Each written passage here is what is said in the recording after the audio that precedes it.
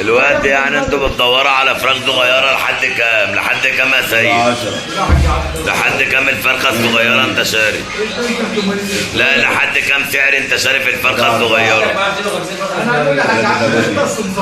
ماشي يعني 70 شغال. الراجل وعدى عليك ثلاثة. ها؟ راجع الفرخه الصغيره بكام والكبيره كام النهارده؟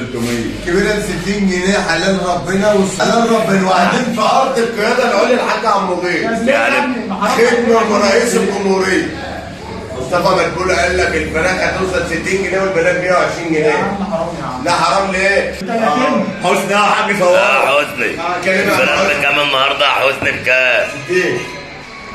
الفرق رخيصة عشان الناس تاكل يا ولد. الفرخه الكبيره بكام والصغيره بكام؟ الفراخ التقيله بكام يا حاج طارق النهارده؟ التقيله تمشي كام والخفيفه تمشي كام؟ الخفيفة هو ترى ابو راس لو 67 الخفيفة ماشي انا مستعد والله. طب والتقيله؟ الفرخه التقيله مش فيها والله. يعني تمشي بدم كام في ظل ان الفرخ؟ يا عم الحاج عمورير عشان الناس تاكل، عشان الفراخ تبقى رخيصة عشان الناس تاكل. في ناس النهارده اول يوم رمضان ما كانتش فراخ من غلو الفراخ.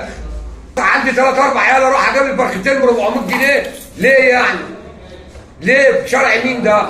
محل مين؟ يا باشا انت بتتكلم دلوقتي كده في يا عم انا جاي اديك امهات، انا جاي اديك امهات 6 كيلو ب 580 جنيه. طب ما انت جاي تجيب امهات امال بتنكر لانك ما كلتش يا عم فراخ. انا بقول لك في غيري، انا كلت في غيري ما كلتش ولا دخلها بيتي. عشان انت جاي بطل النهارده.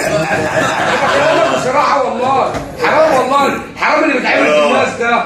يعني ايه؟ عشان شاكل سكر زي حتى عنده المفروض نوصل هتعمل لها بالطومية عامل عايز حد يتقل فراخ هو الكلام. ايه بقى تروح قوية ما هو اللي هي اللي موقعت طول الوقت. بأربعة. عشان معاك يا اخي ربنا ينزل الفراخ ل 50 جنيه. احنا عايزين نحمل النهارده. عم عبد احنا عايزين والله مصطفى مدبول قال لك الفراخ هتوصل 60 جنيه والبنات 120 جنيه.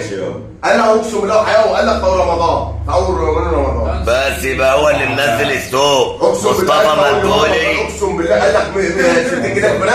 ايوه من غير الفراخ يا عم الحاج. طب والعلف اللي غالي ده ما الناس هتقول لك العلف غالي. والسيد الرئيس قال لك احنا افرجنا عن العلف والعلف كتير دلوقتي. يبقى المربين بتغلي ليه؟ لما الحكومه افرجت عن العلف المربين بتغلي ليه؟ ما هم عايزين يبيعوا ويكسبوا.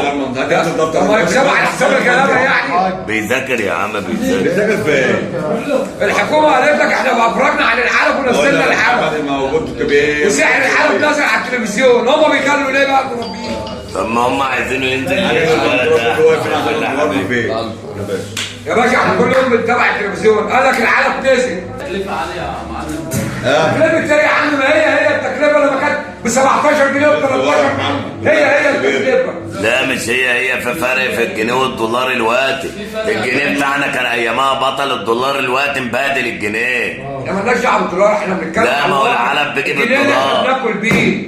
الجنيه بتاعنا احنا اللي بناكل بيه. الجنيه بتاعنا اللي بيري. الدولار دول اسحبوا الدولارات يا عم. بقى بتاعت شربين لو عايز تخشها انا مدخل فيها عبد الله. احنا بنقول الحكومه افرجت عن العالم. ما انت هم الناس بقى بتغلي ليه؟